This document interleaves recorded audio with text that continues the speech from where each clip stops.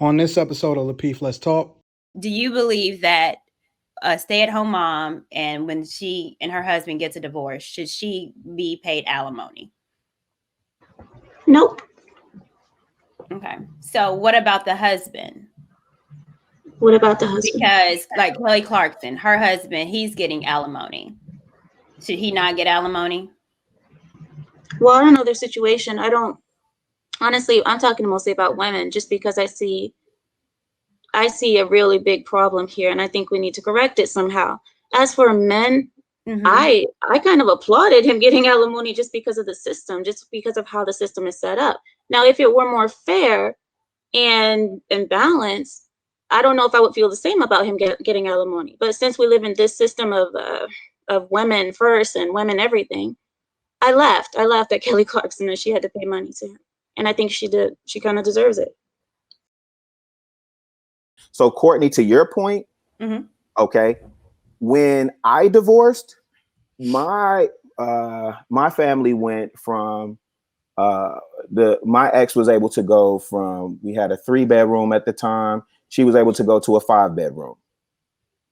Shout out to the super chat. Did y'all just see that? See, we just talking about income. We ain't talking about the pension. We ain't talking about the 401k. We ain't talking about the Roth IRA. We ain't talking about none of that. We're not talking about the fact that he still has to keep her on the benefits. Like, it's a lot of things that go into the compensation package when it comes to women not having skin in the game or incentivized to stay with the father of their child. If somebody a lot of women jump on welfare and get the child support money and use that as extra money, spending money. There are women getting $10,000 a month out there because the man makes a lot of money. What child needs $10,000 a month?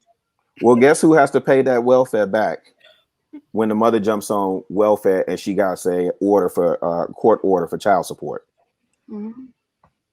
So, like, if somebody makes $40,000 a year, and based on the percentage you gave Chicago, that would be about $500 a month. So, do you really think like that's the incentive? Like, yeah, if you love somebody, I don't know if you're breaking it down because I think you're talking about everything. You're just not talking about just that. Everything favors the woman. Really out here thinking that the average American has a bunch of assets that are worth a lot a lot of money. Watch this. Y'all need to. Let me show you how to deal with You're out of touch. Unruly. No, okay. This is how. Hold on. Really. Go ahead. Show you how to deal with an unruly woman. You don't keep answering her questions. You ask her one back. It's okay. Do you think that No, hold on, because you asked a lot of questions, but you didn't answer. You didn't answer anything. Do you think that the family court laws should be revised or done away with and restructured so that it's more fair when it comes to men? To my knowledge, I think that in terms of kids and custody, is that what you're asking about? I'm talking about all family court laws. So I'm assuming you mean like divorces, kids, marriage, custody. Yes. Okay.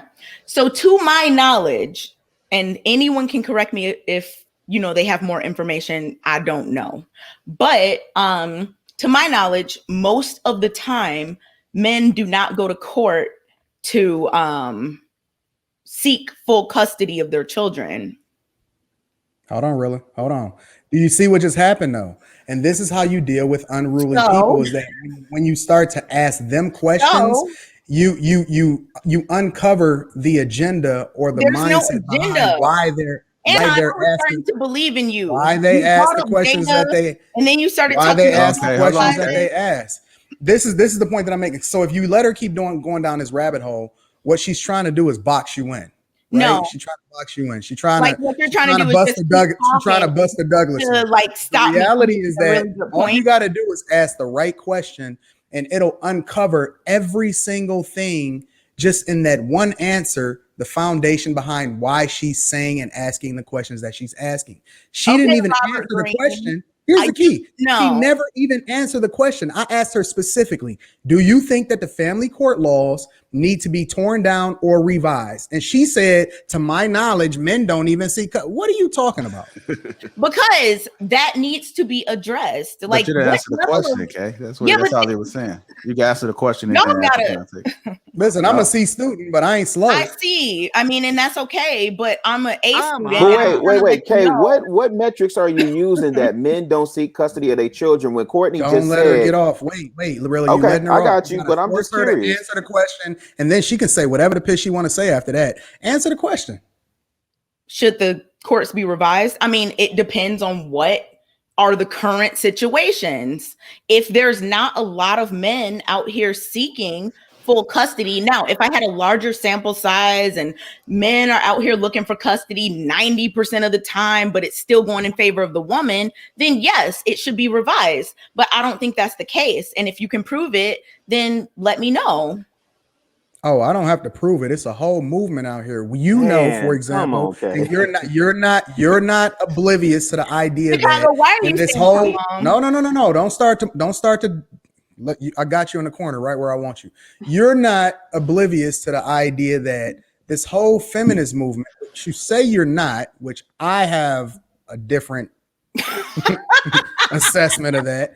The whole feminist movement and all of their equality and their movement and their fight has fought against updating family court laws and being more fair when it comes to these archaic laws that largely was developed at a time where women did not have the freedom and the power to do the things that they want to do today. Yet you'll sit here and tell me that I need to prove to you, right, that these laws don't need to be updated with data. You don't see how many men it's clear that over 80% of women file for divorce. It's clear that the overwhelming majority of the time that women it's clear that the majority of the time that women by default get the children. That is not even up for debate. I don't even know why you acting like you don't understand that this is real. We live in the real world. Do you know what a confounding variable is? No, I'm slow. I'm sorry. Okay, so then, well, all right. What the heck does that have to do? If you look at also to do with a lot of things. Well, let me say this too, because now you are seeing in the media where it's been a little bit of a shift with Kelly Clarkson having to pay alimony to her ex-husband of the tune of $300,000 a month. Holly Berry having to pay for child support. Hell, Kevin Federline with Britney Spears child support. So you are kind of seeing a little bit as far as in the media that it's a shift. Ameera, I have a question for you too, because I know we talked about alimony, which majority of people don't get alimony. It's specifically if you live a particular type of lifestyle with kids, stay-at-home moms. Do you believe that a stay-at-home mom, and when she and her husband gets a divorce, should she be paid alimony?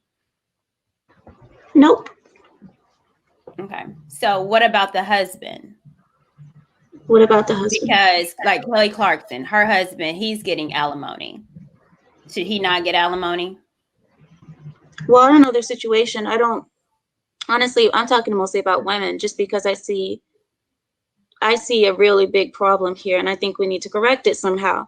As for men, I kind of applauded him getting alimony just because of the system, just because of how the system is set up. Now, if it were more fair and balanced, I don't know if I would feel the same about him getting alimony. But since we live in this system of women first and women everything, I laughed at Kelly Clarkson and she had to pay money to him. And I think she did. She kind of deserves it.